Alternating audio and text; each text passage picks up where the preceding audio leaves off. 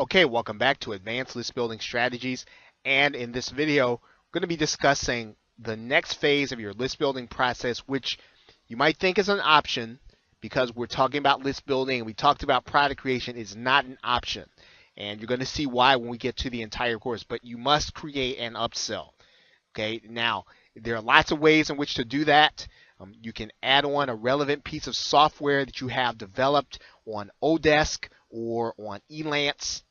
Right? You can do that where you can sometimes even find a private label rights piece of software or WordPress plugin on within the resale rights community.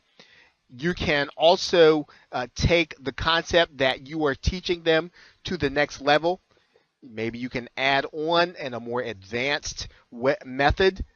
Right? If you want to do that, now, there are ways to do that, and you can add on this as an upsell. Doesn't necessarily mean, and the upsell should not be something that they need in order to succeed with your product. Okay?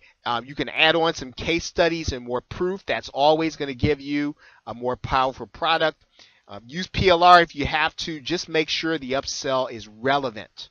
Right? You're going to use PLR for the same reason. I mean, if you can create an advanced methodology and you need to add in some explanation, use PLR, but don't use it if it's irrelevant.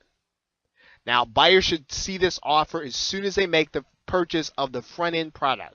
In other words, and you can set these things up in JVZoo and Warrior Plus. They're easy to set up. All you're going to do is make sure that people are going to see an offer. You want to keep your upsell very simple. You probably want to have, you might want to have a headline. You may not want to. You can do a video sales letter and a buy button. Keep it simple, right? You don't want anything to get in the way of you actually creating a high quality upsell, and you want to get it up and running.